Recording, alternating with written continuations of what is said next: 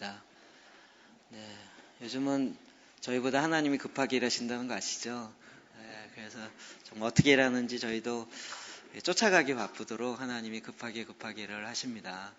그래서 이번 주에도 또 주일날 광고하지 못하고 급작스럽게 우리가 이제 오늘 이렇게 모임을 하게 되었습니다. 함께 오셔서 너무 감사하고요. 우리 그 보혈기도 여러분 이미 지난 금요일날 들으신 분도 계시고 또 이미 하고 계신 분도 있을 텐데 저도 이번 주에는 새벽에 계속 새벽마다 했었는데 정말 제 안에 새로운 이렇게 힘이 생기고 또 정말 내적인 강건함이 생기는 것들을 경험합니다.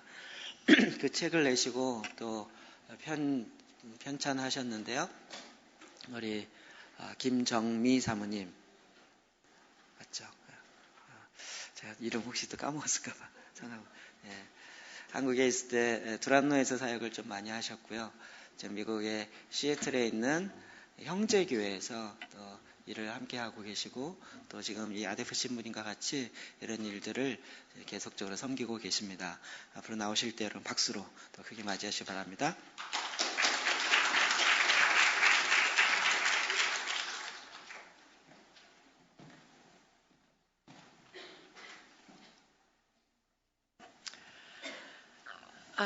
만나 뵙게 돼서 너무 반갑습니다. 저는 시애틀에서 왔고요.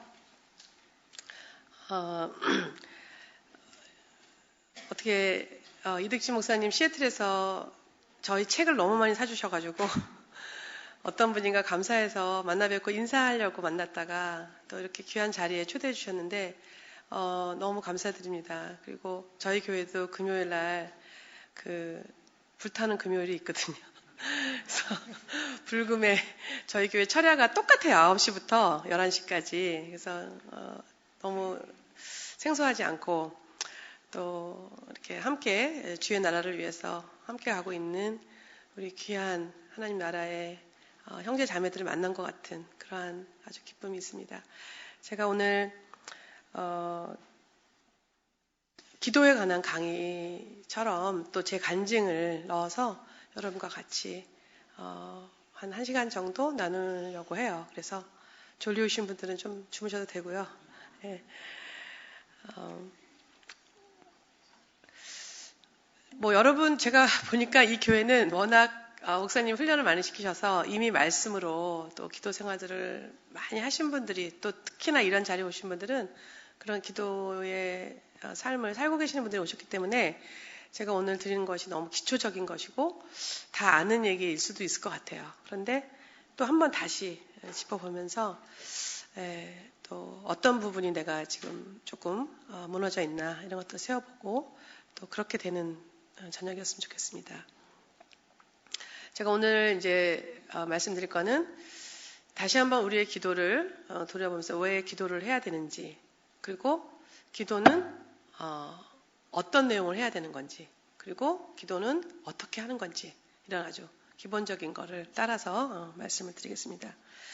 기도를 왜 하는지는 사실 너무나 많은 책이 많고 또 여러분은 이미 기도를 왜 하는지 여러분의 삶의 증거가 되셨을 거예요. 그렇죠? 저도 기도거리가 있어서 기도를 했고 그 기도거리들이 해결되면서 기쁨을 체험했기 때문에 기도를 계속 해왔고 그것이 저도 이제 어렸을 때부터 신앙생활을 했는데 초등학교 때부터 저희는 저희 집안 문제를 위해서 기도를 했어요. 그렇게 해서 이제 기도를 하나님이 계속 시키시더니 여기까지 왔게 됐는데 그러면서 시작은 그렇게 됐지만 점점 이제 교회 안에서 지식이 높아져 가고 또 많은 신앙 서적을 읽고 여기저기 강의를 듣다 보니까 저의 기도의 패턴이 잘못 갖고 있다는 걸 어느 날 보게 된 거예요. 그래서 여러 가지 어프로치가 있겠지만 저는 오늘 여러분하고 딱 나누고 싶은 거는 기도는 하늘의 축복을 여는 단 한 가지의 열쇠다. 하나님은 에베소서에 말씀하시면 우리를 위해서 이미 오래전에 만세 전에 모든 축복을 축복해 주셨다라고 이미 끝내셨다라고 완료형으로 말씀하고 계세요. 그렇죠? 여러분 그 말씀 믿으시죠? 네. 우리 한 사람을 이 땅에 보내시면서 하나님은 그냥 보내시는 게 아니라 이 사람이 하나님의 일을 감당하고 올 수 있도록 하늘에 이미 축복을 다 마련해 놓고 우리를 보내신 거예요. 근데 그 축복을 끌어내는, 그 축복을 나의 삶 가운데 끌어내서 그것을 이 땅 가운데 부어드리는 하나의 열쇠가 바로 기도예요. 여러분 많이 체험하셨죠? 그죠? 기도가 아니고는 이걸 열 수가 없어요. 다른 종교는 다른 걸로 열 수 있다고 생각을 해요. 그런데 하나님은 우리에게 이 정말 간단하면서도 또 힘든 이 기도를 통해서 이 하늘의 축복들을 열으라고. 근데 여러분 여기서 축복이 우리가 눈에 보이는 그 물질의 축복이라고 자꾸 제한하지 마세요. 하늘의 신령한 축복이라고 말씀하셨어요. 네, 이건 heavenly blessing이에요. 이 땅의 것들이 아니에요. 그거는 그냥 패키지로 오는 거지 우리가 막 구해서 얻는 게 아니에요. 아멘이죠? 예. 그런데 자, 이 축복이 왜 필요하냐? 다시 말씀드리면 우리가 이 땅에 한 사람 한 사람 보내졌을 때 나를 통해서 이루어야 되는 하나님 나라가 있어요. 예. 나를 이 세대에 보내고 이 세대 속에서 내가 해야 되는 그 일, 그거를 이루기 위해서 heavenly blessing이 필요해요. 그 신령한 하나님 나라의 그 축복이 필요한 거예요. 그거 없이 내가 이 세상에서 낑낑거리고 내가 어떤 일을 하려고 하는 거는 나중에 가서 하나님 나라에서 아무 쓸모가 없는 일이 될 수도 있어요. 자, 다시 한번 정리하면, 자, 우리가 기도를 왜 하냐? 기도는 하나님 나라의 축복을 여는 열쇠다. 근데 그 축복은 왜 필요하냐? 우리가 이 세대에 나를 보내신 분의 그 일들을 이루기 위해서 우리는 그 축복이 필요하다. 아멘? 예. 자, 여기서 두 가지 단어를 다시 한번 우리가 보겠어요. 첫 번째는 generation, 이 세대, 내가 태어난 이 시대. 그리고 또 하나는 이제 blessing을 보겠어요.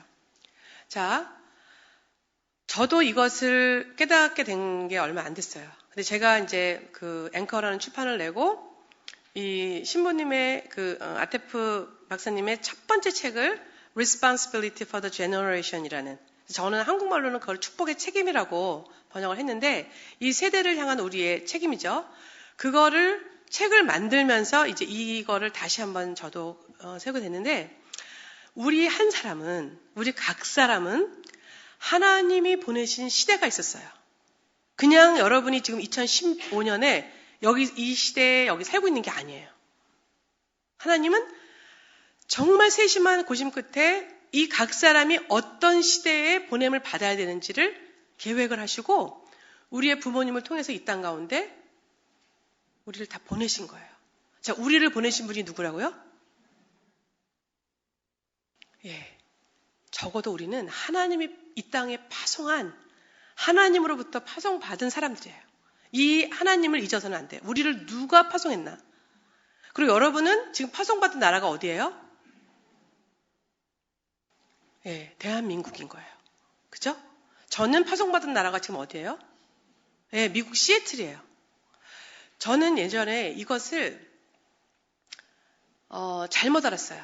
그래서 나의 이 어떤 선교적 부르심에 대해서 제가 잘못 이렇게 착각을 해가지고 선교사는 따로 있고 저는 미국에 사실은 저희 남편을 이제 그 교회에서 담임 목사 하시는 분이 초청해서 저희가 갔지만 사실은 저는 오래전부터 우리 아이들 교육을 위해서 미국을 갔으면 좋겠다 이렇게 생각했어요.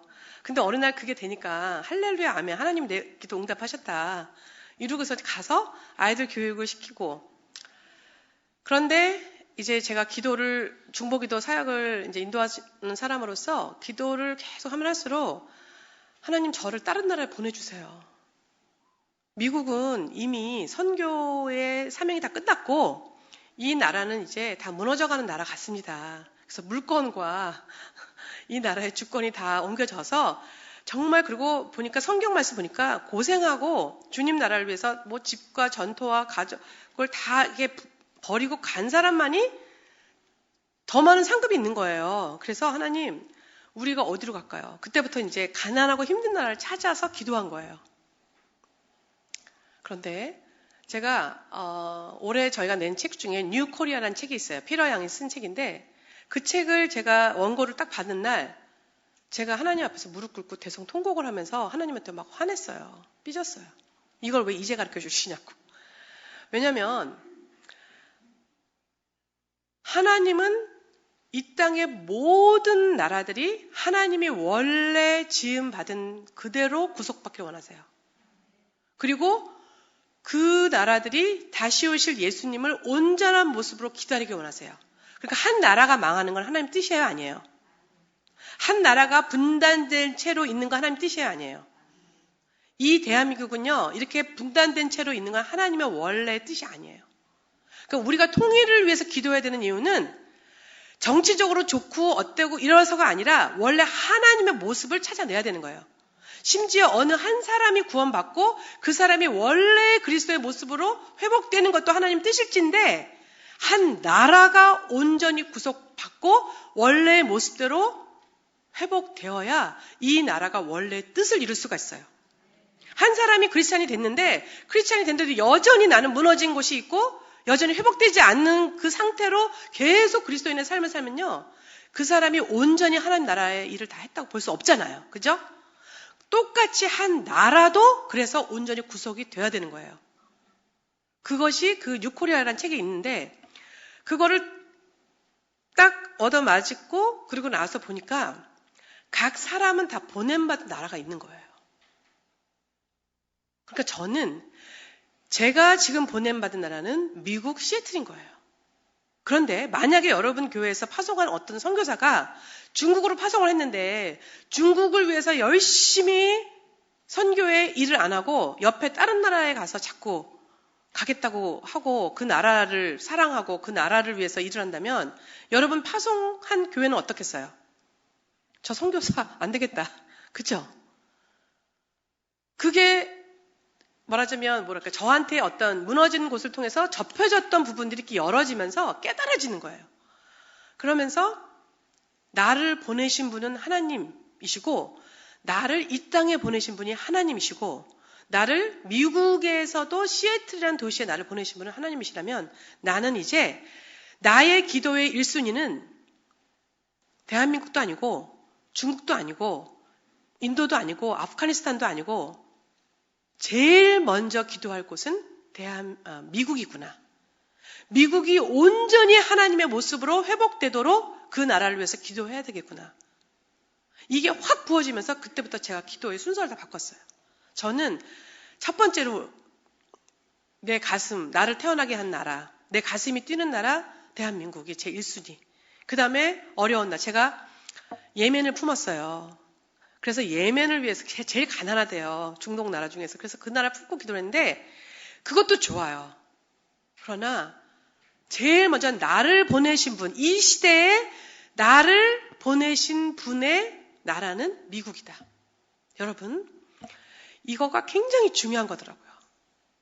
이것을 아이덴티티라고 말하면 아이덴티티지만 그걸 뛰어넘어서 선교사로 우리를 이 땅에 보내신 그 하나님이 나를 어떤 나라에 태어나게 했고 어떤 시대 가운데 당신의 나라를 이루기 원하셨는지 이건 너무나 중요한 거예요.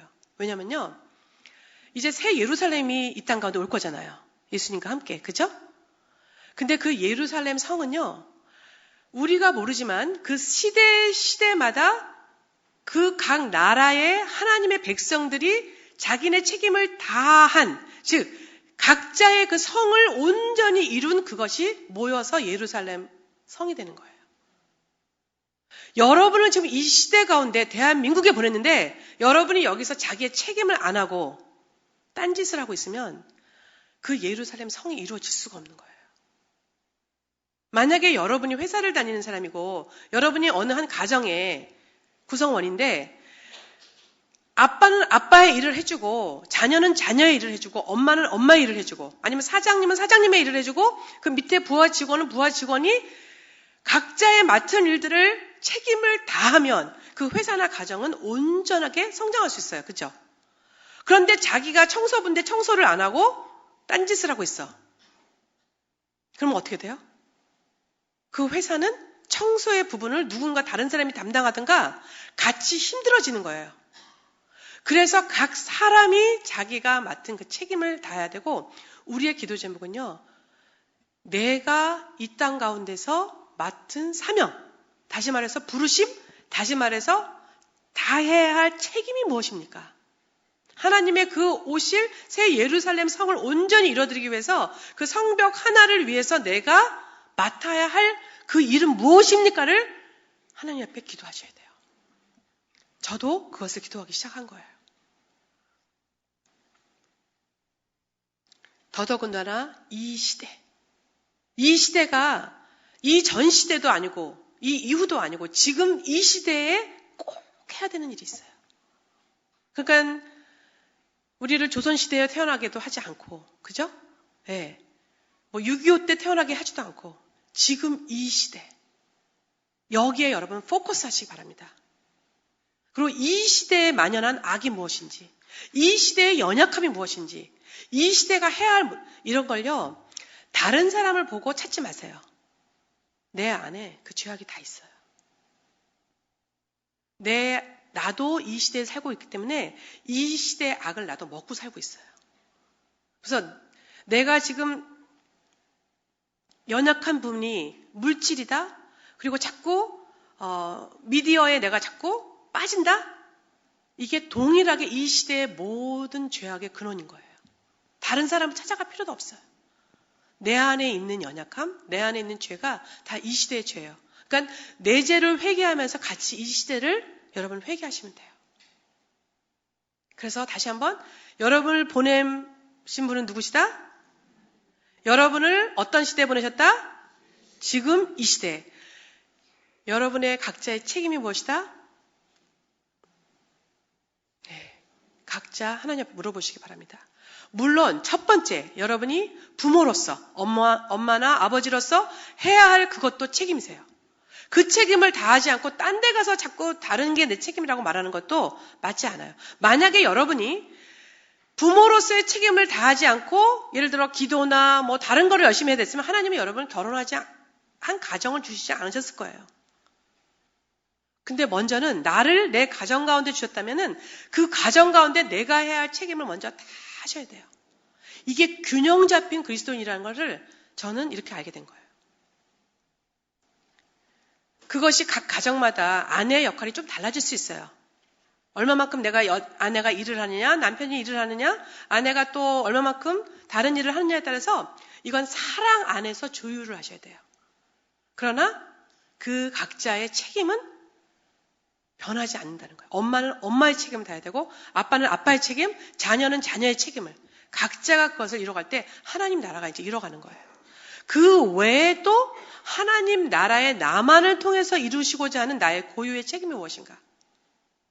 저는 그거를 참 오랫동안 기도를 해왔던 것 같아요. 제가 한 가정의 어머니고 한 남편의 아내이고 또 한 교회의 사모이면서도 분명히 저한테 독특하게 부르신 사명이 있을 것 같은 거예요. 그래서 그거를 결혼 후에도 계속 기도를 했거든요. 근데 어느 날 하나님이 출판사를 하라는 거예요. 저는 출판사에서 오래 일을 했기 때문에 이게 얼마나 돈이 들어가면서도 돈이 안 되는 일인 거 알거든요. 목돈 들어가가지고 푼돈 받고 저는 그리고 이미 너무 나이가 50이 넘었는데 안 됩니다, 주님. 제가 이 시대에 뭐 흐름도 모르고 막 그랬더니 주님이 사라를 말씀하시고 그 다음에 이 책은 저는 그리고 책을 사람들이 더 이상 읽지 않는다고 생각했어요. 저는 책을 좋아하지만 이제는 책을 읽는 시대가 아니다. 이거 전자책으로 다 바뀌었고 모든 게 영상으로 다 되는데 책을 읽을까? 그랬는데 하나님이 그때 딱 말씀을 주시더라고요. 모세에게 내가 책을 쓰라고 했고 요한한테 책을 쓰라고 했는데 책은 원래 내 아이디어야. 인간은 책을 통해서 하나님을 더 깊이 만나게 돼 있다. 근데 이걸 사단이 알아서 사단이 이미 책을 장악한 거예요. 그래서 이 세상에 여러분 서점 가보세요. 거기에 하나님으로부터 온 책들이 몇 권이나 됩니까? 그 책이 인간이 좋아하는 거라는 걸 알고 사단은 이미 그 책을 다 장악한 거예요. 그러면서 나를 위해서 하늘의 메시지를 위한 책을 만들어달라는 거예요. 그리고 돈으로 출판사 하지 않는 건 네가 하영조 목사를 봐서 알지 않냐. 그러면서 네가 모르는 거는 너의 자녀들한테 물어보면서 만들면 된다. 뭐 방법까지 구체적으로 주셔서, 그리고 저는 비즈니스를 해본 적이 없는 사람이거든요. 그리고 제일 못하는 게 비즈니스고. 근데 그런 모든 영역을 하나님께서 넓혀가라고. 너가 못한다라고 생각하지 마라. 그리고 네가 할 수 있고 너만이 하는 일이라고 생각했던 모든 영역에 그 울타리를 다 없애려는 거예요. 내가 할 것이다. 그래서 이제 50대에 저의 부름을 받았고, 그걸 하다 보니까 이제 이런 귀한 책들, 귀한 이 세상, 이 시대 가운데 숨겨놓은 하나님의 사람들을 이제 발견하게 되고, 그분들의 책을 이제 한국어로 된 책뿐만 아니라 영어와 다른 민족의 언어들로 만들어서 멀리 안 먹어본 사람들한테 주고 싶은 그 어미의 마음, 그런 걸로 이제 지금 출판사를 하고 있는데, 이렇게 저처럼 나의 부르심의 사명을 독특하게 찾을 수도 있어요. 근데 여러분, 저는요, 그 일 안 해도 주님 한 분으로 이제 만족해요. 그리고 내가 한 가정의 아내로서, 어머니로서 저는 만족해요. 그런 일 안 해도 저는 왜 만족한지 아세요? 제가 하나님 앞에 예배를 알았거든요. 하나님이 원래 나를 부르신 목적은, 에덴 동산에서부터 나를 부르신 목적은 이런 출판사하고 뭐 사업 잘해가지고 돈 많이 벌어서 헌금 잘해서 이게 아니라 예배다. 나는 너희를 최초의 에덴 동산에서부터 너하고 나하고 예배 가운데 교제하기 원했다. 여러분, 이걸 다윗이 알아버린 거예요. 그래서 하나님이 다윗을 그렇게 아주 이뻐하신 거예요. 여러분도 기도하시죠, 아침 저녁으로. 아침 저녁 기도하시는 분들이 계시고, 아침만 하시는 분도 있고 저녁만 하시는 분도. 예, 저는 아침 저녁을 하는데, 그 아침 저녁을 저는 기도회라고 생각하지 않아요. 하나님한테 드리는 나의 예배라고 생각하고 해요. 하나님이 이 예배를 얼마나 좋아하시는데요. 예배하면 하나님이 정말, 제가 너무너무 졸려도 저는 꼭 하고 자거든요. 정말 거기 가서 잘지언다 해요. 그런데 안 하면 어떤 일이 벌어지는지 제가 알기 때문에, 영적으로. 근데 그 예배를 드리는 걸 하나님이 그렇게 좋아하시는지 몰랐어요. 그래서 저는 이 땅에서 내가 어떠한 일을 안 해도, 내가 그냥 한 가정의 엄마로서 밥 해주고 남편 아내로서 그냥 지내면서도 제가 만족하는 이유는 내가 이 땅에 부름받은 이유를 알기 때문에. 그 예배를 제가 찾았기 때문에. 그리고 제가 그게 회복된 다음부터요, 이런 공예배 있죠. 수요 예배, 주일 예배, 철야 예배. 사실 저는 부목사 사모인데, 사모다 보면요, 어떨 때는요, 예배를 오는 게 그냥 얼굴 또 찍으러 올 때도 있어요. 사실 이 시간에 내가 안 가고 싶은데 안 갈 수 없기 때문에 갈 때도 있어요. 너무 솔직했나?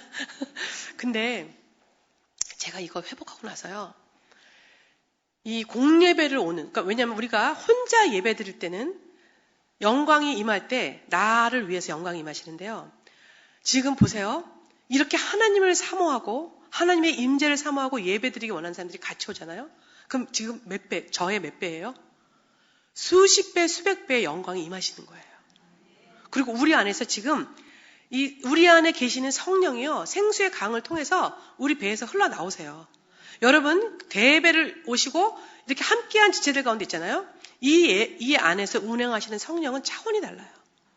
이래서 대예배를 사모하셔야 돼요. 제가 그걸 알게 된 거예요. 작은 모임이든 큰 모임이든 예배를 위해서 모인 그 모임은 하나님이 그렇게 복을 주시더라고요. 그래서 저는 지금 쇼텀으로 한국에 잠깐 파송돼서 온 선교사예요. 그러니까 저는 분명히 하나님이 저를 이곳에 일주일이든 열흘이든 몇 달이든 보내셨을 땐 쇼텀으로 하실 일이 있어서 저를 파송하신 거예요. 그럼 저는 그 일을 분명하게 해드리고 가야 되고, 매일매일 어떤 사람을 만나야 되는지, 어떤 일을 해야 되는지를 하나님 보내신 분의 사명을 받고 그 일을 해야 되는 거예요. 순종하면서. 그러나 저는 다시 돌아가면 저를 보내신 그곳에서 이제 롱텀 선교사로서 또 일을 감당하는 거예요.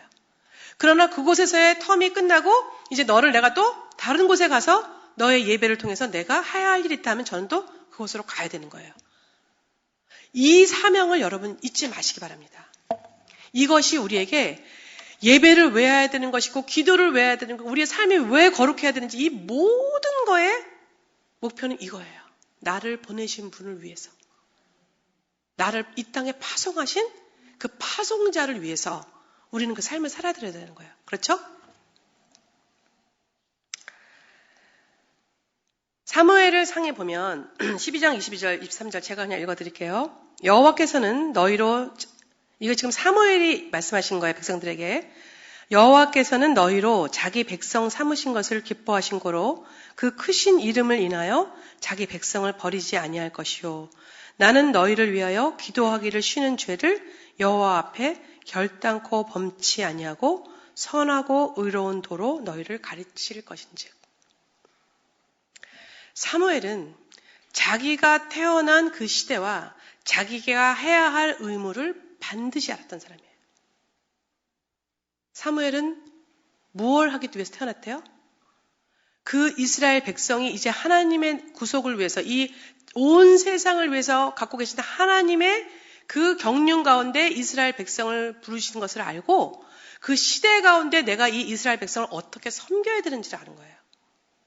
그래서 사무엘이 기도를 해야 되는 이유, 사무엘이 의로운 도로 가리키는 이유, 이 모든 것이 하나님이 자기를 보내신 그 백성 가운데 자기의 의무였기 때문에 그걸 한 것이에요.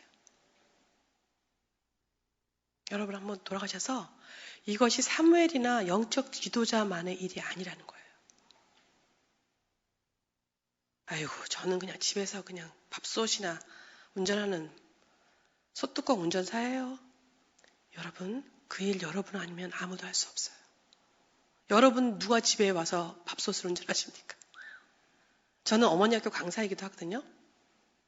여러분, 여러분이 지금 너무나 귀찮고 하기 힘들어하는 그 어머니의 역할, 아내의 역할, 그 자리를 노리고 있는 수많은 여성이 있다는 거 아세요? 조심하세요. 여러분이 아니면 그 일을 하실 분이 없어요. 그런데 그 자리는 아무나 하는 사람이 아니라 너무나 많은 사람들이 그 자리를 시기 질투하고 뺏고자 하고 있어요. 조심하세요. 이게 하나님 나라에서 귀천이 없어요. 근데 특별히 남자분들 여기 많이 오셨는데 이 교회는 참 특이하시네요. 우리 아내들, 여성들 많이 격려해 주세요. 근데요, 하늘나라 가면은 저는 상급이 클 것 같아요. 왜냐면 여성들이 집안에서 제일 더러운 일을 하는 것 같아요. 제가 보니까. 화장실 청소, 응? 그 더러운 음식 찌꺼기 만지는 일. 물론 어떤 집은 남자분이 하시겠지만 저는 그렇게 허드렛 일, 누구도 하려고 하지 않는 그런 힘든 일들을 정말 사랑으로 수고하는 그 아내들, 여자들을 하나님이 그냥 두실까요? 반드시 하늘나라에 상급이 있을 줄로 믿습니다. 네. 근데 또 우리 여자들은 남편을 격려해 줘야 될게요. 제가 어느 날 하나님이 계시로 뭐라고 하시냐면 아가서를 남자한테 하라는 거예요. 저는 여자들하고는 했거든요. 근데 아가서를 남자들만을 위해서 하라는 거예요. 어느 날 주일날. 그래서 이게 뭔 소린가 했더니 남자한테 이 신부의 계시가 열어져야 되는데 특히 남자들은 결혼을 하면서 동시에 책임이라는 이게 한 가정을 이끌어야 된다는 책임이 어깨에 너무 무겁다는 거예요. 그래서 주님을 그렇게 신랑으로 바라볼 뭐 낭만이나 뭐 이런 여유가 없다는 거예요.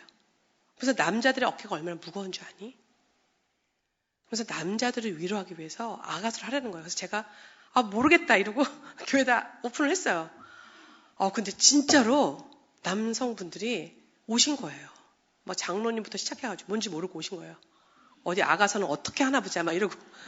근데 그분들이 정말 그때 같이 은혜의 도관이었어요. 예. 하여간 서로 격려하면서 우리가 이 시대에 우리의 가정을 세운 또 그 책임을 감당하는 저희가 되길 바랍니다. 그 다음에서 이제 축복이란 단어를 우리가 꼭 기억하고 가야 되는데 창세기 12장 1절, 2절은 아브라함에게 하나님께서 하신 말씀이죠. 제가 읽어드리겠습니다.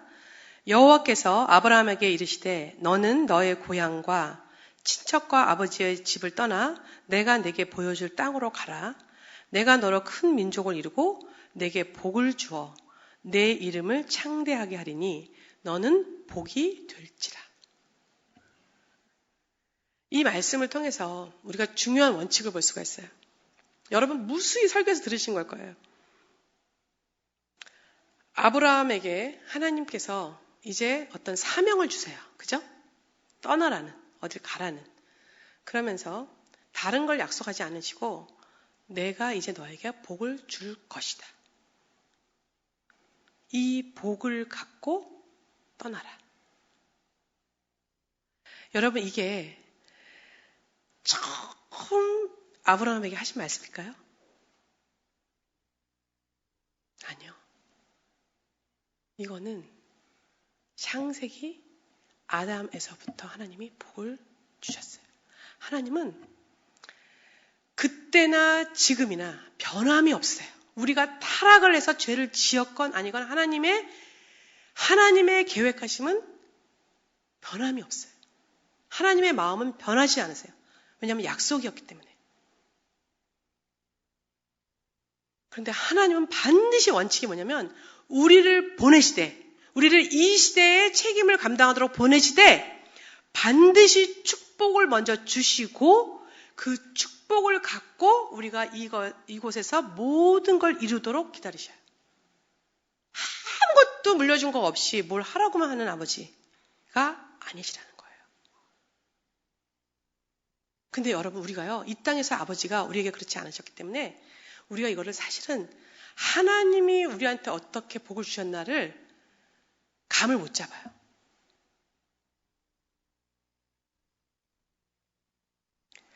적어도 여러분이 생각하는 나는 이 땅에서 이제 할 만큼 다 했다.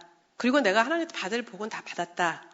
이 교회에 만약에 그런 분이 있다면 그런 거 곱하기 1000만 배 한번 해보세요.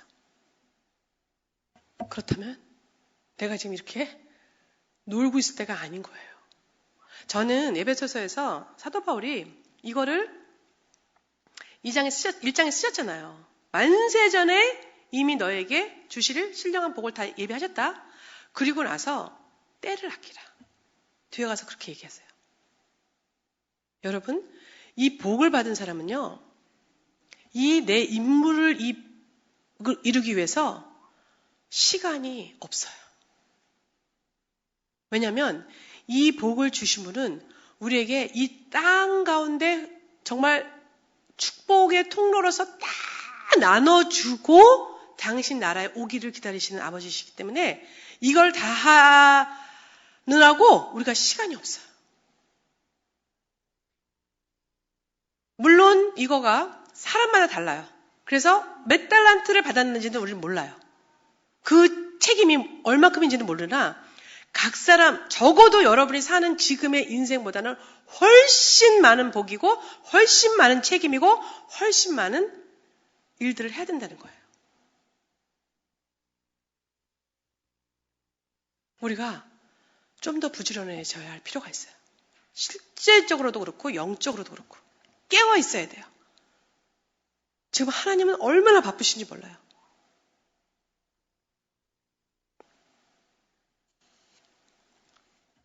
그리고 우리한테 뭐라 했어요? 아브라함한테?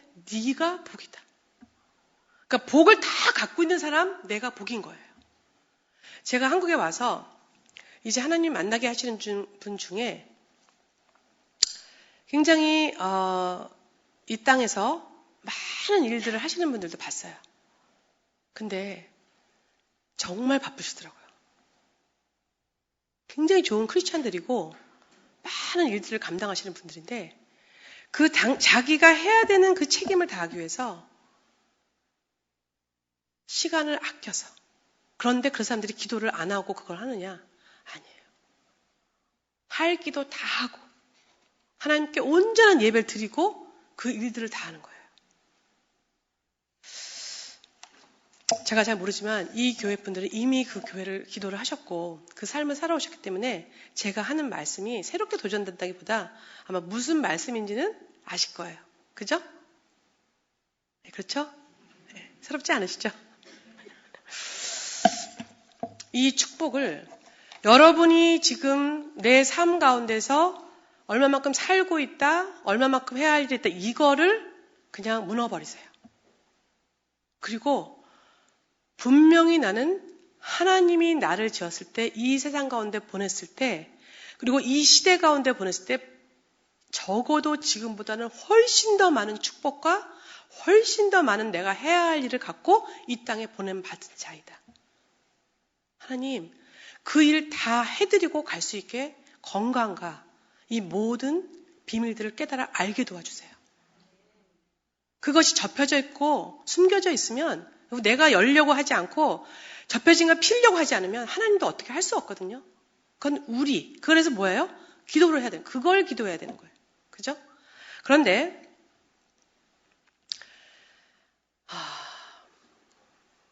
기도의 내용으로 들어가겠어요. 그러면 뭘 기도해야 되나? 그런데 이 축복이 축복이었는지 아닌지, 내가 이거를 할 수 있는 영역이었는지 아니었는지를 사실은 잘 몰라요. 저도 제 인생 가운데 제가 얘기했잖아요. 50년간 저는 제가 이러한 영역의 일들을 할 수 있는 사람이라는 걸 몰랐어요. 그리고 자, 예를 들어 비즈니스 또는 이런 돈을 벌어서 뭘 해야 되는 일, 이런 건 3월에서 안 되는 일. 그다음에 나는 기도하는 사람이기 때문에 안 되는 일. 그리고 나는 못하니까. 나는 동계산도 잘 못하고 나는 비즈니스 마인드 없으니까 이런 건 내 일이 아니야 라고 잘라버렸어요. 아예. 그러니까 어디로 도망가요? 그냥 아무 일도 하지 않는 기도만 하자. 우리가요, 하나님의 온전한 이 형상으로, 그러니까 다시 말해서 우리의 원래 하나님이 지음받은 속사람으로 건강하게 자르지 않으면요, 무너진 곳이 있어요. 반드시 자기 인생 가운데 나의 부모님부터나 나의 환경 가운데서 무너진 곳이 있어요. 그게 이제 사단이 우리의 하나님의 일을 못하게 만든 여러 가지 환경 가운데 우리를 무너뜨린 것이죠. 그 무너진 곳은요, 하나님의 사람, 여러분이 지금 기도하시는 그 기도로 온전히 회복되면 이것이 밸런스가 돼요. 근데 이게 기도하지 않고 그냥 신앙생활을 하잖아요. 그러면 이걸 회복되지 않은 채 이것만 하면서 내가 지금 잘하고 있다고 생각해요. 제가 그랬던 거예요. 근데 이제 기도를 하고 하나님의 사람들을 통해서 격려받기를 그런 영역이 분명히 있다. 근데 제가 사실 처음에는 그 얘기를 듣는데 뭔지는 알겠는데 가고 싶지 않은 거예요. 게으름, 귀찮음. 이걸로 나를 꽉 잡고 있는 거예요. 그냥 이대로도 괜찮은데 뭐 이런 거예요. 그런데 그래도 그러면 안 될 것 같아서 기도하면서 이 영역을 탁 풀어놨더니 이제 이것이 무너졌던 것이 성령께서 도우셔서 저를 딱 세워주시면서 밸런스를 맞추면서 내가 이루어야 할 임무가 뭔지, 그리고 내가 그렇게 하기 싫어했던 동계산과 사업들이 어떻게 하나님의 지혜와 은혜를 구하면서 할 수 있는 일인지를 하나님이 계속 격려해 주시는 거예요. 이건 기도를 통해서 회복된 거예요. 그래서 첫 번째 우리의 기도의 컨텐츠, 그 내용은요, 다른 게 아니라 우리의 무너진 것을 세워주셔야 돼요. 그래서 여러분이 지금 말씀으로 기도하시는 거 있죠. 교회에서 만들어준 거. 또는 저희 출판사에서 나오는 그 조그마한 예수님의 보혈. 이런 것들이 우리의 무너졌던 그 속사람을 세워주는 기도들이에요. 그런 기도를 계속 한 사람들은요, 우리 안에 나를 붙잡고 있었던, 무너졌던 것들이 이제 세워지면서 내 삶 가운데 하나님의 경륜이 드러나기 시작해. 뜻이 알게 돼요. 부족한 걸 채우고자 하는 열망이 생기게 되는 거예요. 왜? 사랑하는 주님이 나를 이 땅 가운데 보내셨고, 사랑하는 그 주님이 나와 함께 그 일을 이 땅 가운데 마무리하고 당신의 나라로 오기 원하시기 때문에. 그런 일이 아니시면 여기에 보내실 필요가 없죠. 그죠? 그러면서 이제 알게 된 게, 제가 이제 그 아테프 메시드키 박사님을 알게 되면서 제가 초대교회에 이제 어느 날 이런 걸 막 질문했어요. 나는 너무 상처도 많고 내 안에 무너진 게 많아서 정말 밸런스가 안 된 거, 하여튼 엄마로서 아이들한테 화도 잘 내고 이런 부족한 게 너무 많다. 이걸 어떻게 해야 되냐 그랬더니 한 번은 이제 저한테 이메일이 오셔서 가르쳐 주셨는데 제가 여러분에게 그걸 나누기 원해요. 왜냐하면 이건 그리스도인으로서 너무나 중요한 거였어요. 왜냐하면 자 보세요. 우리가 그리스도인이 됐다. 예수를 믿는 사람이 됐다. 이거는요. 내 방식대로 그러니까 다시 말해서 옛사람의 그 모습을 갖고 계속 살아왔고 이 안에 사단이 왕노릇한 삶으로 계속 살아왔던 우리예요. 그런데 어느 날 우리가 하나님의 구원 주시는 은혜를 통해서 예수 그리스도가 나를 위해서 구원시키기 위해서 이 땅에 오셨구나. 그걸 아는 은혜가 쏟아진 거예요. 그러면서 그 은혜 속에서 내가 반응을 하면서 내 왕이 바뀐 거예요. 아시겠죠? 네. 그런데 지금 내 안에 예를 들어 대통령은 바뀌었는데 나를 붙잡고 있던 옛사람, 진짜 이제 속사람 중에 옛사람이 옛 나의 모든 눈과 입과 손과 발과 이 모든 걸 붙잡고 자기가 원하는 대로 사는 거예요. 나의 생각, 나의 마음, 나의 감정, 이 모든 것들을 사단이 붙잡고 자기가 왕노릇하면서 자기가 생각하게 하는 걸 생각하게 하고 자기가 감정 이끄는 대로 해서 영화나 미디어나 여러 가지 음악이나 미술을 통해서 막 슬픈 것들을 쫓아가게 하고 아니면 그런 것들을 좋아하게 하고 이러면서 자기가 원하는 모습으로 우리를 만들어 갔던 거예요. 그런데 우리가 예수님을 만났지만 내 안에 대통령은 바뀌었지만 여전히 내 손을 붙잡고 있었던 말하자면 자치장은 바뀐 게 아니에요. 얘네들까지 완전히 주님이 왕으로 오시도록 우리가 그 다음부터는 기도를 하셔야 돼요. 이 옛사람을 허물고 새로운 사람으로 빌드업해서 온전한 하나님의 새로운 사람으로 만들어가는 과정이 있다는 거예요. 그거를 제가 많이 놓친 거예요. 그러면서 근데 제가 듣고 보니까 이 아이템들이 예전에 저희 어머니가 믿었던 그 신앙의 생활이 사실은 굉장히 귀한 게 많았어요. 근데 그런 것들이 지금 현대로 넘어오면서 좀 촌스러운 신앙 생활 같아서 많이 버리고 우리는 굉장히 고상하게 신앙생활을 했던 거가 많더라고요. 예를 들어 이런 거예요. 초대교회 성도들은요, 사람이 처음 예수님을 믿기 시작하면은 그 사람에게 자기의 옛 성품을 죽이는 일을 먼저 하게 했대요.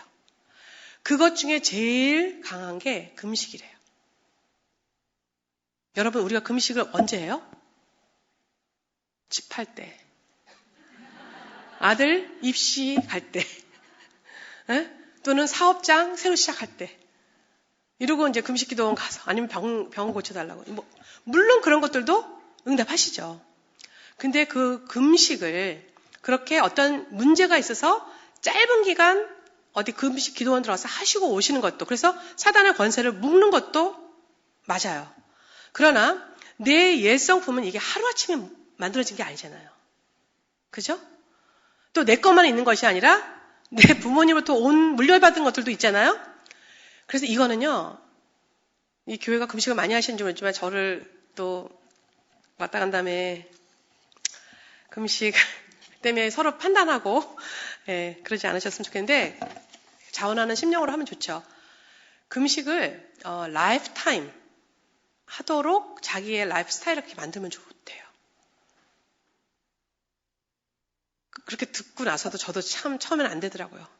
근데 한 1년이 지나고 나니까 저는 이제 그래서 아침 금식을 하거든요. 근데 이게 어느 날 제가 아침만 되면 막 애들 밥 해주면서 밥이 싹 땡기더라고요.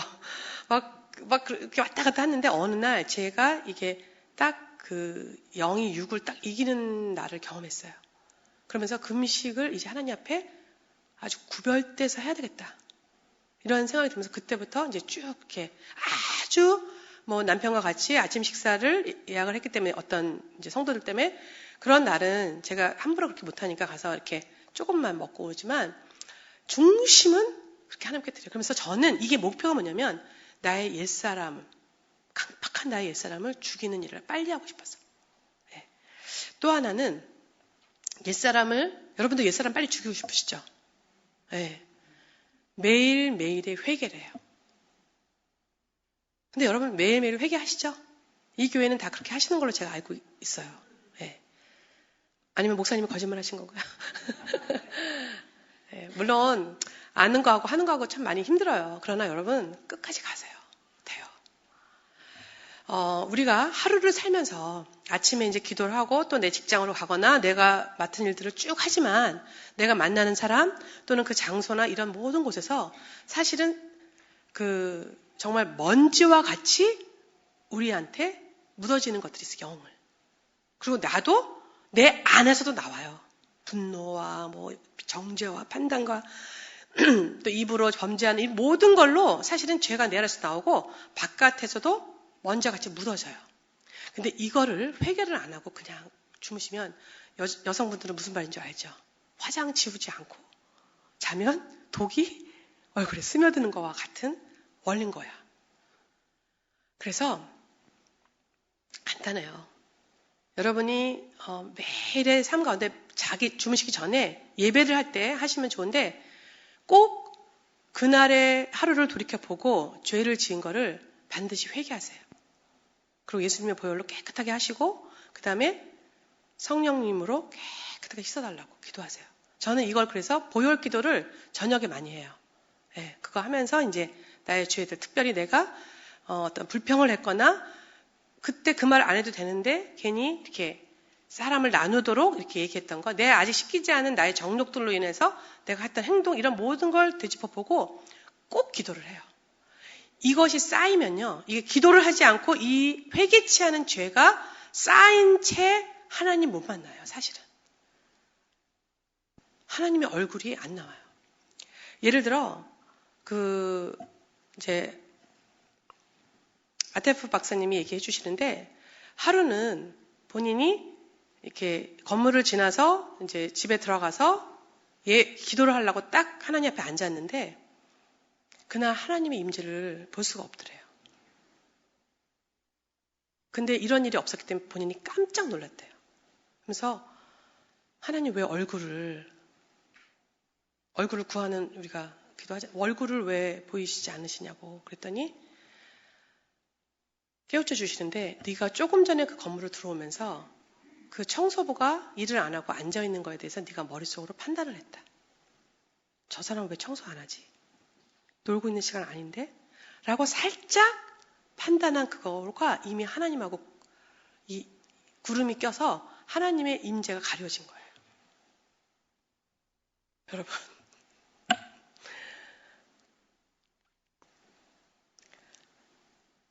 우리가 예수님도 아버지가 하시는 일을 보고 했다 그러셨거든요. 우리도 이 땅에서 아버지가 하시는 일을 봐야 돼요. 이곳에 영광으로 오셔야 돼요. 근데 우리가 죄를 회개하지 않고 그냥 와서 앉아 있잖아요. 안 돼요. 저는 그때부터 정말 하루에 무수히 많은 죄를 짓죠. 생각으로, 마음으로, 입으로. 죄를 짓지 말란 얘기가 아니에요. 죄를 짓되 예수의 피가 있다는 거예요. 빨리 그 피로 갖고 와서 죄를 회개하고 씻김을 받으라는 거예요. 여러분, 그 구약 제사에서 우리의 그 번제단에서 동물의 피를 뿌리고 동물을 잡고 그게 올라갔을 때 하나님은 어떠셨다 그랬어요? 너무 좋아하셨다, 그 향기를. 하나님 너무 무서운 하나님 아니에요?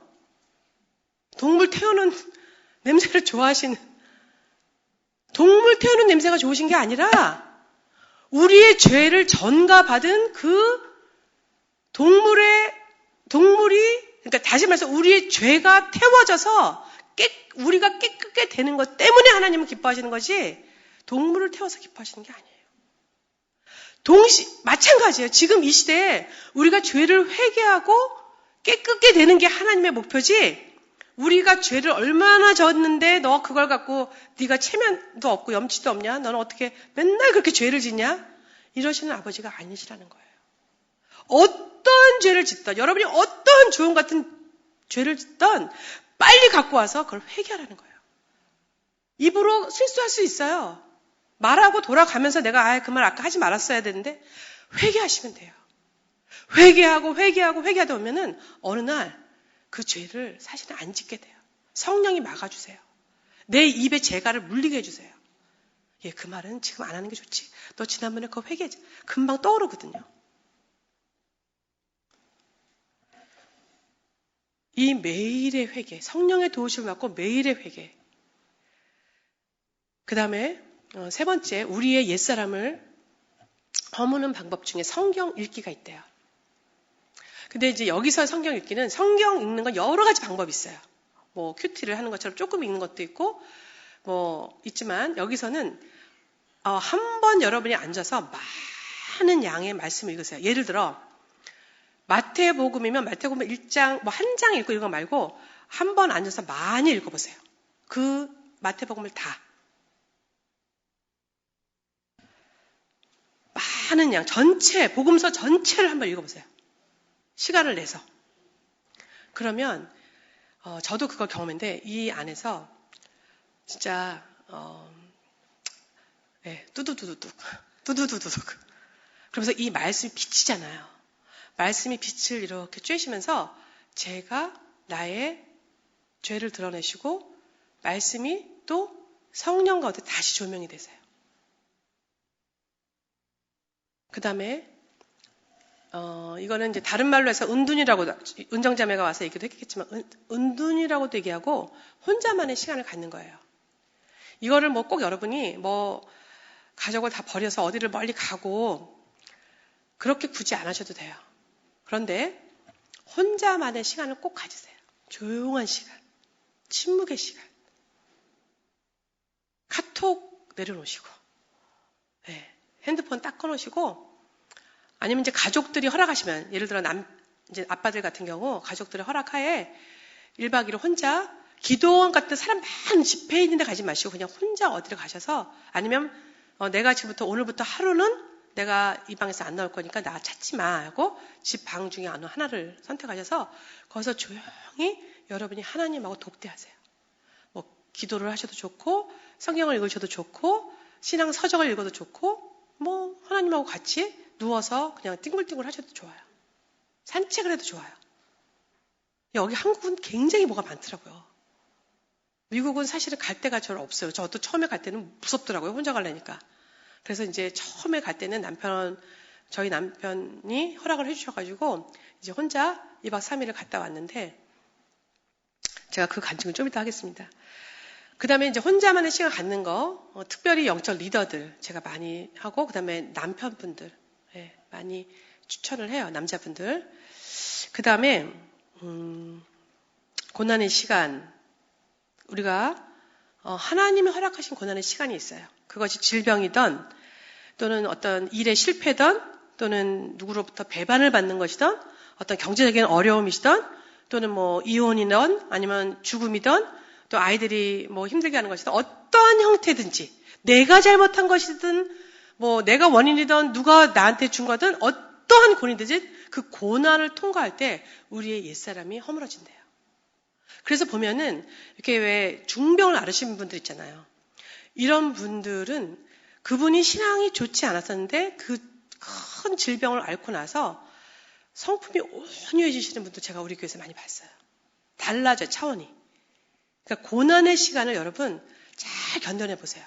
여러분의 옛자가 무너지면서 하나님의 성품의 사람으로 만들어질 수 있는 아주 기가 막힌 기회래요. 마지막으로 이 옛자를 허무는 것 중에 하나는 희생적인 삶이에요. 여기 희생적인 삶이란 건 뭐냐면 우리가 흔히 교회 봉사나 또 누구를 도와주는 거, 가난한 자를 도와주는 거, 또 하나는 권리 포기. 내가 그거를 할 수 있어요. 능력이 있어요. 근데 내가 그거를 주의 이름으로 안 하고 내가 주님을 위해서 그 일을 희생할 때.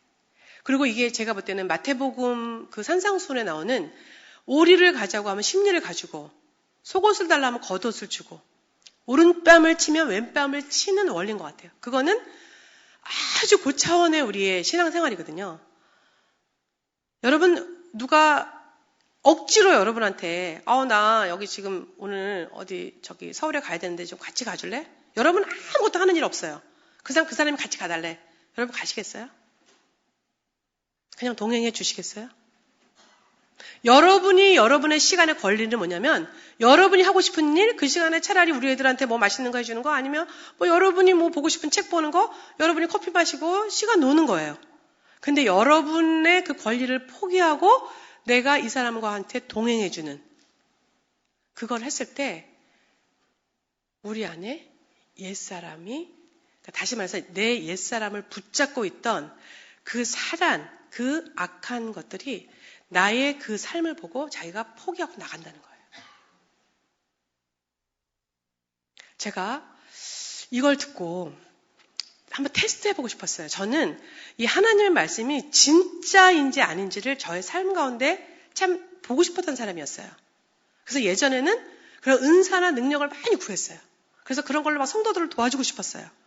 근데 그거가 다가 아니라는 걸 알고 근데 그런 목마름이 참 많았어요. 그래서 제가 이제 이분을 존경하고 이분의 가르침을 따르기 때문에 저도 한번 해봤어요. 그래서 남편한테 이제 가족하고 남편한테 다 허락을 받고 제가 이제 2박 3일을 떠난 거예요. 이제 그래서 어떤 이렇게 여기로 말하면 콘도미니움 그런 하여간 그런 곳에 방을 하나 잡고 들어가서 뭘 했냐면 이제 많은 말씀을 읽으라 그러니까 시편을 1편부터 150편을 하루에 다 읽은 거예요. 그랬더니 한 새벽 2시, 3시 되더라고요. 하루 종일 이제 주님께 경배하면서 시편 이렇게 원래는 한 장 끝나고 경배하는데 저는 그렇게 했다가는 무릎이 다 나갈 것 같아서 10장 끝나면 했어요. 그렇게 하면서 하루 종일 이제 중간에 점심도 조금 간단하게 먹고 저녁도 먹고 이러면서 쭉 했더니 새벽 한 2시가 넘은 거예요. 근데 아무 일이 안 일어나는 거예요. 이때쯤에는 뭐가 오셔야 되는데 아무것도 안 오는 거예요. 그래서 제가 약간 아무 일도 없네? 이러고 이제 잠이 들었어요. 그래도 아주 이렇게 뭐랄까 그냥 영적으로 그냥 시원하더라고요. 말씀을 다 이렇게 그냥 선포 이제 조그만 소리를 읊조리면서 했더니 제가 잠깐 물을 먹을게요.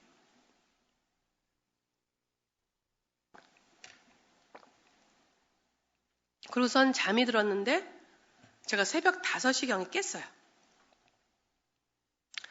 깼는데 꿈을 꾼 거예요. 꿈 때문에 이제 깨었는데 꿈에서 제가 어린 시절부터 초등학교 시절부터 대학 가서 시집가기 전까지 한 동네 살았거든요. 근데 그 동네가 저희 어머니가 시장에서 장사를 하셨어요. 그래가지고 시장 가까이 살았어요. 그래서 저는 거기를 다 알아요. 완전 시장 통이에요. 그리고 어디에 뭐가 있고 이거 다 아는데 제가 그 동네에 서 있는 거예요. 근데 그 동네가 예전에 그러니까 재래시장. 뭐 천막들 이렇게 있고 뭐 이렇게 막 있는 재래시장이었는데 갑자기 쇼핑몰로 바뀐 거예요. 그러니까 미국에 가면 쇼핑몰이 여기처럼 이렇게 높지가 않고요. 다 1층으로 돼 있어요. 1층으로 돼 있고 굉장히 모던하게 아주 잘 만들어진 그런 몰로 다 바뀐 거예요, 시장이. 근데 제가 옛날에 자랐던 그 시장인 걸 아는데 그래서 내가 쌀집이 어딨지? 쌀집 옆에 그 그릇 가게 있었는데 그 옆에 무슨 메리아스 가게 있었는데 이거를 다 아는데 그 집을 못 찾을 정도로 깨끗하게 아주 현대적으로 동네가 다 바뀐 거예요. 근데 제가 그 꿈을 꾸면서도 몰랐어요. 근데 꿈에서 딱 깨면서 예스. 그러고서 이제 이 신부님 가르쳐준 이거를 제가 컴퓨터로 펴본 거예요. 그랬더니 제가 이거를 하고 있었던 거예요. 다 한 건 아니었지만 이걸 하면서 그 하나님께서 저에게 아마 이게 지금 다 이루어졌다는 게 아니라 너가 지금 하고 있는 이것이 실제로 그렇게 일어나는 것이다. 너의 옛사람을 무너뜨리기 위해서 네가 그렇게 애쓰고 네가 그렇게 갈망하고 이 시간을 냈지 실제야. 저는 그걸 보여주는 확증이라고 그 꿈을 생각해요. 그러니까 참 영적인 진리와 원리들을 많은 분들이 얘기를 하세요. 근데 여러분, 그거를 믿고 내 걸로 취하시고 한번 해보세요. 그러면 그것에 주님이, 그것이 뭐 이분 거가 완벽하시겠어요? 또 뭐 목사님이 가르친 거 완벽하시겠어요? 아닐 수 있어요. 그러나 그거를 내가 사모하는 마음으로, 간절한 마음으로, 자원하는 마음으로, 깨어진 마음으로 그거를 해보고자 할 때 주님은 거기에 은혜를 부으시더라고요. 이제 그러면서 저의 이 예차가 허물어지는 여정을 가는 건데, 제일 먼저 누가 알게요? 저희 아이들이 아는 거예요. 엄마 이렇게 요새 소리 안 지르네. 그러니까 저희 아이들하고 많이 좋아졌어요. 그리고 뭐 나쁘지는 않았지만 제가 요새 이제 덜 미안한 짓을 하는 거죠. 그리고 우리 딸이 그래요. 엄마가 좀 많이 정말 바뀌었다 그러고, 우리 아들은 엄마가 만든 책을 좀 읽어봐야 되겠다 그러고. 그러니까 뭔가 저는 근데 강제적으로 하라 소리 안 해요. 왜냐면 이미 얘네들 다 대학생이 컸는데 어린애처럼 막 이거 하라 그런다고 하겠어요. 그러니까 내가 보여주자. 내가 보여주면 애들이 한 명이라도 샘플이 있어야 돼요. 그래서 엄마가 믿는 하나님 나도 믿고 싶어. 이게 나와야 돼요. 이게 정답이에요. 우리는 다 그 아이콘이 돼야 돼요. 샘플이 돼야 돼요. 내 가정에서 우리 이모님은 제대로 믿었었어. 우리 작은 엄마는 진짜 제대로 믿었었어. 나 그 작은 엄마처럼 나 믿음 생활하고 싶어. 라는 샘플을 보여주셔야 돼요. 그게 저의 소망이었어요. 그러면서도 안 됐던 거예요. 막 이렇게 헤매고 있었더니 주님께서 어느 날 그런 분을 만나게 해주신 것 같아요. 그 다음에 마지막으로 기도를 어떻게 해야 되는가? 기도를 어떻게 해야 돼요, 여러분? 방법. 기도의 방법은요, 간단하게 얘기할게요. 규칙적으로, 꾸준히.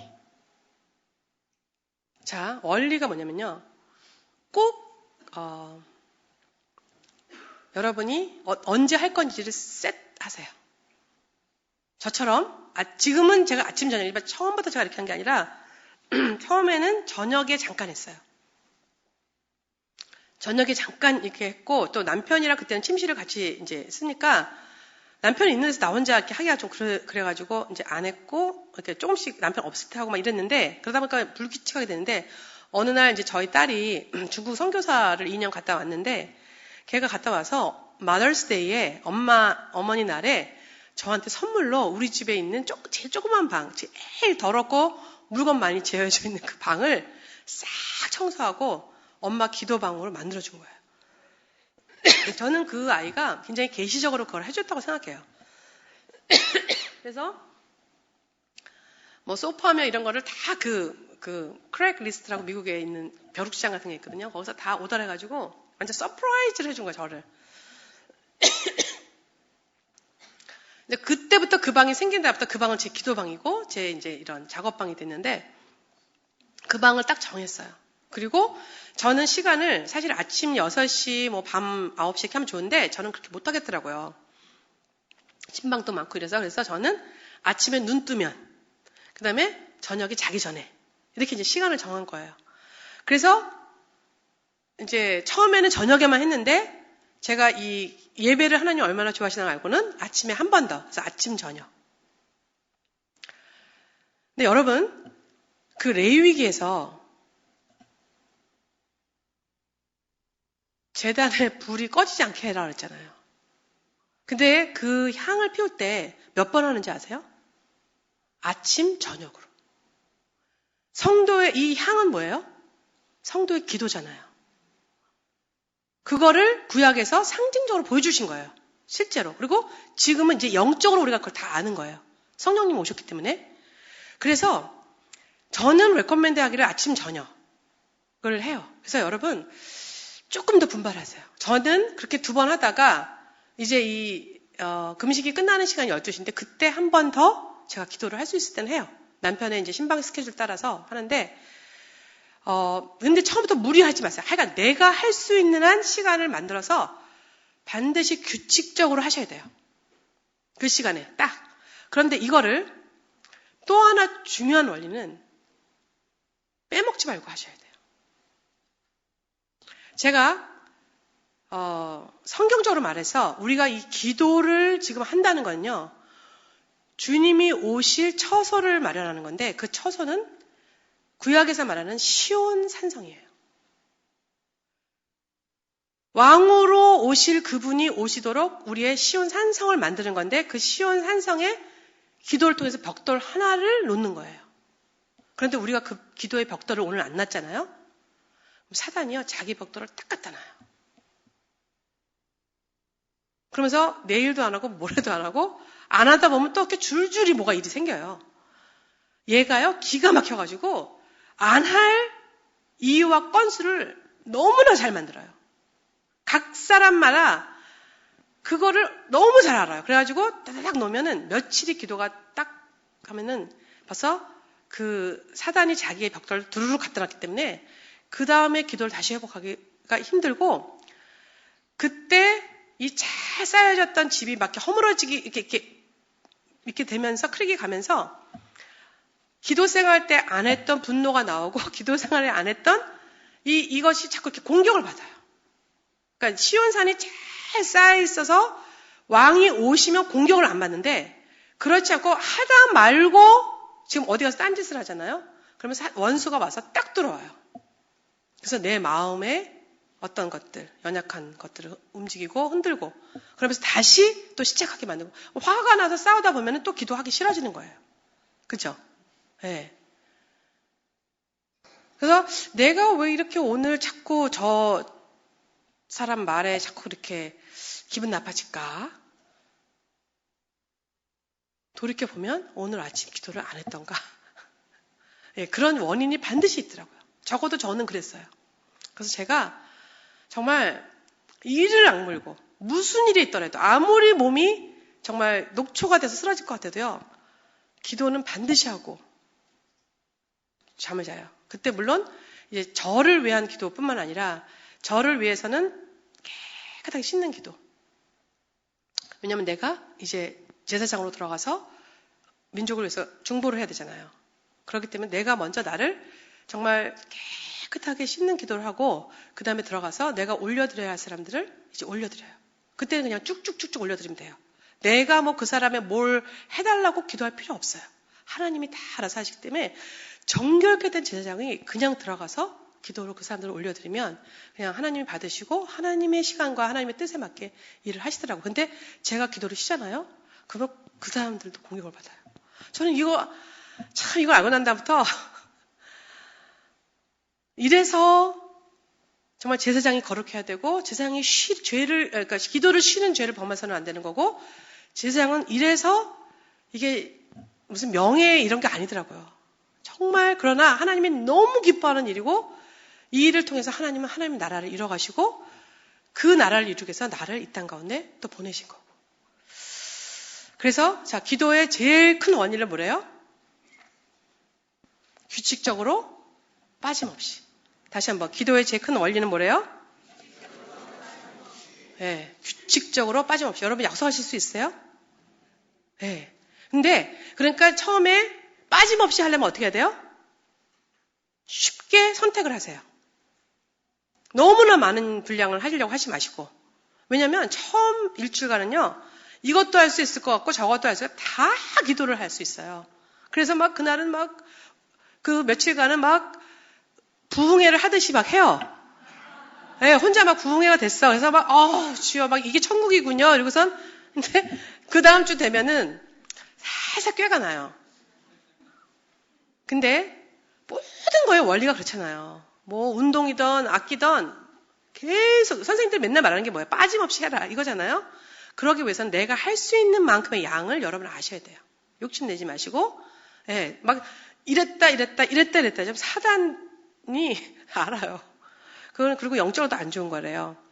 자, 그런데 제가 아까 그 기도의 내용 중에 이걸 얘기했었어도 좋았을 텐데, 저는 이제 아침 저녁으로 하면서 이 기도문도 하고, 그 다음에 제가 아침에 제일 빠지지 않고 하는 건 시편 기도예요. 이 교회다가 이 시편까지 얘기하면 또 이제 기도 양이 많아지는데, 여러분 이미 기도 내용에 여러분이 하고 있는 기도 그 책자에 시편 기도가 있으면 안 하셔도 돼요. 그냥 그걸로 대체하셔도 되는데, 이제 레코멘드 하기를 초대교회의 그 성도들은 시편 기도를 그들은 늘 낭송을 한 거예요. 하루에, 그래서 수도사들은 하루에 150편 다 했대요. 근데 이걸 왜 이렇게 했냐? 시편 기도는 마치 우리의 영적 가드 같으대요. 그러니까 영적 보호대. 그래서 시편 기도를 하면요, 우리의 영이 보호돼서 사단은 공격하는 게 우리의 몸인 것 같으세요? 우리의 마음인 것 같으세요? 아니에요. 우리의 영이에요. 영을 공격하기 위해서 몸을 넘어뜨리는 거예요. 영이 무너지게 하기 위해서 우리의 마음을 뺏어가는 일을 하는 거예요. 그래서 영이 견고하게 돼야 돼요. 그래서 내가 아무리 질병이 걸리건 마음이 빼앗기는 일이 생겨도 영이 흔들리지 않으면 돼요. 견고한 중심을 가져야 되는데 그것이 시편 기도가 그걸 도와줘요. 그래서 시편 기도를 하고 난 날은 누가 어떤 얘기를 해도 중심이 흔들리지를 않기 때문에 하나님을 바라볼 수가 있어요. 그런데 이 시편 기도를 레코멘드를 이제 처음에 할 때는 여러분 한 편부터 시작하셔도 돼요. 1편부터. 그래서 1편부터 매일 한 장씩 가셔도 돼요. 그런데 이제 한 5장 정도는 할 수 있겠더라고요. 5편 정도는.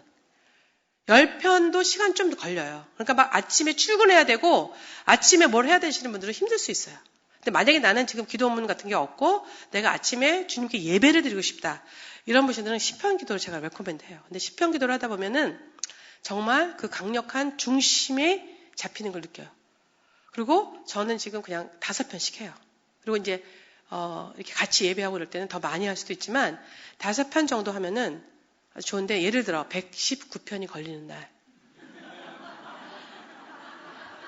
있었어요. 저가 옛날에는요 119편 진짜 싫어했거든요. 여러분 아시죠? 진짜. 근데 큐티도 그건 싫어했어요. 근데 제가 이제 이렇게 기도하면서 하나님께 예배하는 걸 좋아하고 그러면서 이제 말하자면 영이 회복되면서요, 제가 119편을 너무 좋아하게 됐어요. 그래서 저는 119편이 걸린 날은 119편만 해요. 앉아서 처음부터 끝까지 다 해요. 근데 제가 봤더니 이 콥틱 크리스찬들은요 매일 밤 119편을 밤 12시에 해요. 매일 밤. 그리고 그분들은 하루에 7번씩 10편으로 기도해요. 150편을 거의 다 나눠서 예수님의 그 돌아가심에 맞춰서. 분발합시다. 네, 여러분, 뭐 이것이 또 하나의 무슨 노하우나 뭐 어떤 새로운 운동 뭐 이런 거가 되는 거 원하진 않고요. 그냥 말씀에 있는 대로 해요. 그리고 하나님이 우리를 이 땅에 보내셨고 그 하나님이 우리를 보내셨을 때 그 임무를 다 이루기 위해서 우리의 옛사람이 무너지고 새사람이 회복되어서 온전히 그 일이 무엇인지, 내가 지금 그 일을 다 해드리고 있는 것인지, 이거 다 해드리지 않고 갈 수도 있잖아요. 얼마나 안타까운 일이에요. 그럼 누군가 딴 사람이 그 책임을 다해야 되니까. 그래서 그 일을 다 이루기 위해서 우리가 지금 가는 여정에 있어요. 이것은 말씀에 있는 일이고 초대교회 성도들이 했던 일들이고 우리가 그것을 따라서 이제 우리 한국에 있는 크리스찬들도 이제 이 주님의 방법을 따라서 우리의 영을 온전히 회복시켜서 새 사람이 되어서 하나님의 나라를 이루는 일에 이 기도가 그렇게 중요하다라는 거. 그것을 제가 말씀드리기 위해서 오늘 여러분에게 귀한 시간을 제가 이렇게 나누었는데 이미 너무 감사하고 제가 놀랐어요. 이미 한국 교회 안에서 이렇게 말씀을 갖고 온전히 나를 향하여서 이렇게 기도하고 있는 교회가 있다는 거. 그런 깨우친 목회자들이 계시다는 거에 대해서 제가 너무 놀랐고, 그런데 여러분 그 기도가 여러분 한 사람만을 변화시키기 위해서 하나님이 주신 방법이 아니라는 거. 절대 거기서 머무르시도록 성령이 인도 안 하세요. 여러분이 걱정 안 하셔도 되는 게, 뭐 저도 걱정 안 해요, 사실은. 이게 말씀대로 기도를 하다 보면요, 영이 이미 그걸 가르쳐 주세요. 성령께서 우리 영을 가르쳐 주셔서 그 영이 우리가 어디로 가야 되는지, 어디까지 우리의 눈을 펼쳐서 봐야 되는지, 이게 이제 보이기 시작하더라고요. 그러니까 같이 저는 미국에서 열심히 할 테니까 여러분 한국에서도 이 땅 가운데 보냄받은 여러분들이 열심히 힘을 내서 좀 멈췄던 사람들은 다시 힘을 내셔서 열심히 하셔서 다음에 또 만날 수도 있겠고 아니면 우리가 천국에서 만났을 때 우리 열심히 주님의 나라 그 책임을 다 하고 왔었다고 같이 간증하는 저희가 됐으면 좋겠고 끝으로 제가 앞에서 말했던 그 시대의 책임 이거에 대해서 책이 있어요. 아테프 멜시레키 박사님의 책이 나온 게 있거든요. 여러분 혹시 보신 분 있으시죠? 축복의 책임이라는 책이 있어요. 그러니까 그 책 가운데 저보다 훨씬 월등하게 자세하게 풀어놓으셨으니까 그 책 꼭 읽어보시고 아까 제가 잠깐 언급했던 뉴 코리아라는 책도 우리가 왜 통일을 위해서 기도해야 되는지 한 나라를 위해서 어떻게 기도해야 되는지 그런 사람들의 삶은 어때야 되는지 이런 모든 것이 있거든요. 그래서 책 광고도 겸해서 그렇게 했으면 좋겠습니다. 제가 같이 기도하겠습니다. 예수님 기도를 가르쳐 주셔서 감사합니다. 하나님 구약을 통해서 우리가 기도를 어떻게 어떤 모습으로 어떤 자세로 해야 되는지를 하나님 이미 구약에서부터 가르쳐 주셔서 감사합니다.